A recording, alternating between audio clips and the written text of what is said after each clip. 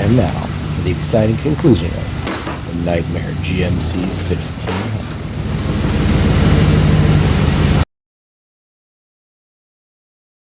We did not make an intro clip for this, so let me give you a quick little recap if you're not familiar with this project. GMC 1500 obviously is lifted, obviously it has wheels and tires on it. It came to us with a variety of issues, and as you will see in the first video, which I will link here, if you haven't seen it, go watch it, we discover a lot of issues. Some of which we will be able to resolve, some of which we're not going to resolve, but number one issue is locking down that rear axle because it was just kind of walking around in the rear. So that's what our priority number one is getting that part finished and solidified in the rear so that the truck isn't just kind of skating around when it's running down the road. So that's what we're doing today. Here we go.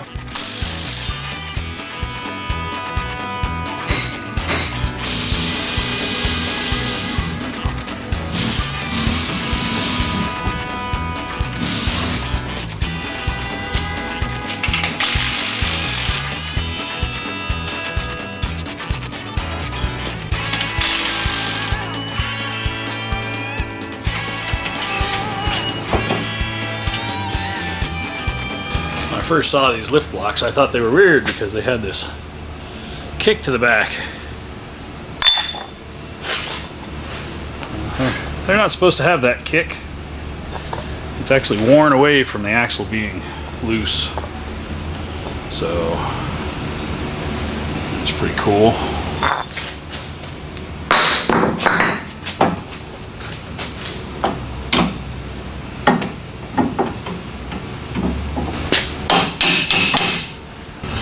You can see this hole is elongated, so I'm going to clean it up and I'll use some MIG wire to fill her in there and fill her in there to center that wheel hole back up, and then we'll grind it smooth and then we'll do the other side. I'm not a good welder, but I can make MIG wire stick to stuff.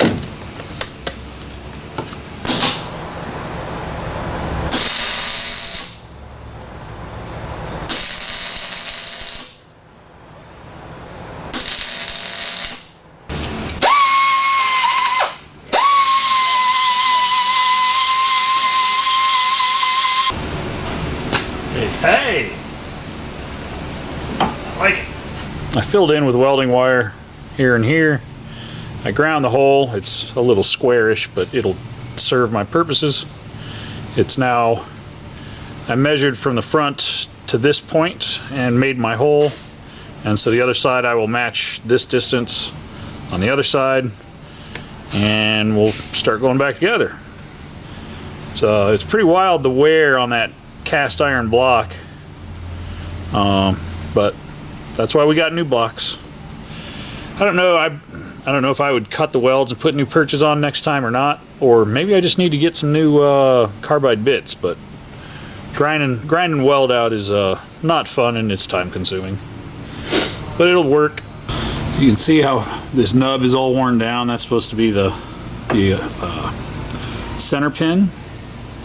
You can see the wear into the side here, and all this is worn out as well. These are actually a straight 5-inch block.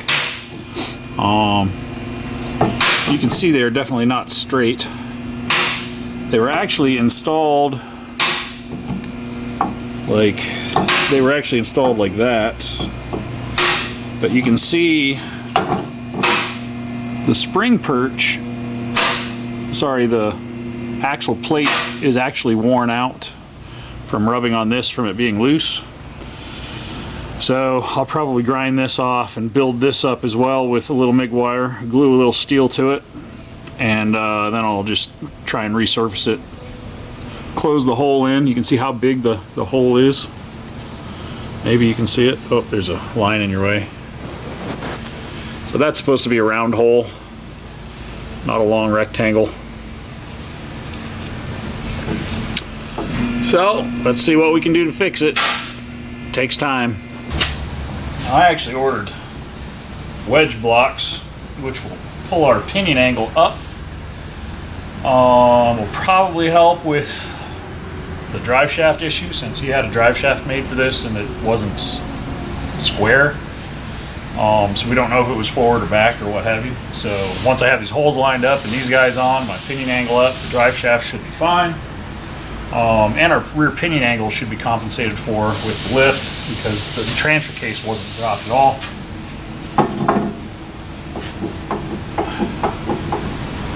I suppose if I wanted to, I could just put it in there, but that's not who I am. I can't do that. So let's clean it up. We'll kind of rebuild this pad, and we'll bolt it together.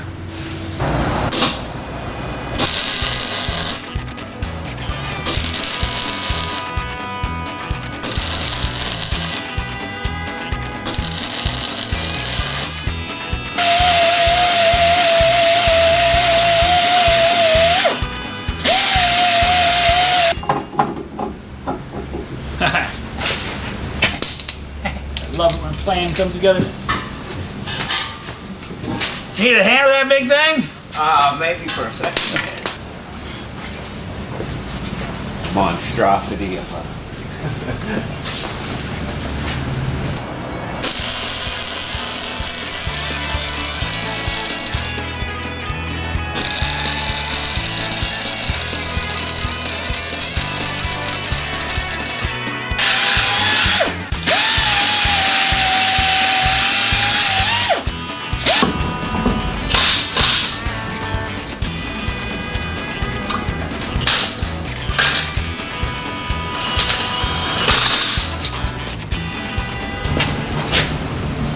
That can't be good. Ooh, bright. Bright light. Where'd my 3/8 impact go? Spent a lot of time walking around looking for my stuff.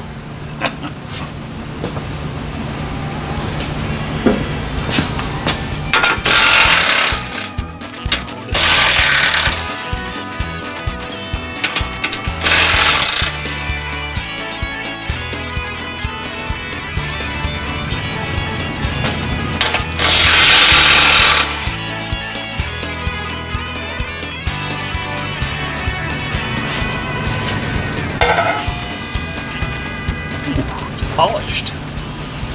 Polished to perfection.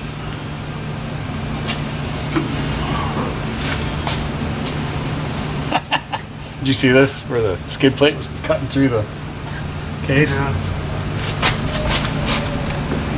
Right there. Oh. Yeah. I think I'm going to keep it simple since this is heaved. It heaved the whole thing back, so I'm just going to put some washers in it to space it down. Nothing fancy. The drive line can't be straight anymore. It really needs a new cross member, but this guy needs straightened out too. So yeah, a new cross member wouldn't do a whole lot. Well, man, he's about to get himself a self-draining transfer case. yes, it was about to self-drain. Yes, it was. So it's all right. We'll make it better.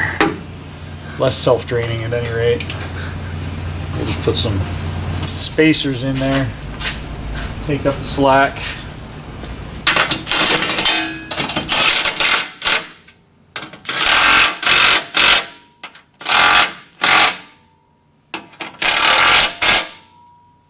That's a keep it simple solution. All right. At least it won't cut itself into the transfer case now.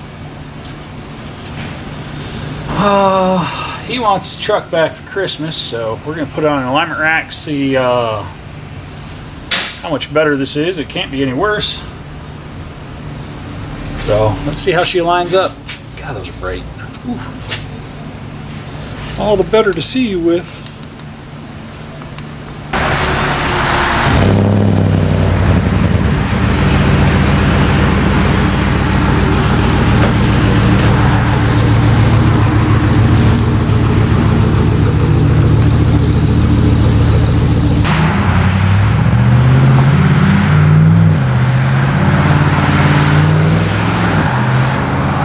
Well, I wasn't able to make any improvement on the camber, but my rear thrust angle is less than 1/4 of a degree off, so that I would say that's a win. So then it's up to him to have the front frame pulled or just run it with 2.1 degrees negative camber. I'm good with my tow. So that's pretty exciting. Pretty close. Considering how badly this thing's hammered, it ought to at least not burn tires off as a monthly process. So good stuff. Well, that about wraps it up for this truck. That's probably all we're gonna do to it. I did dig in. It's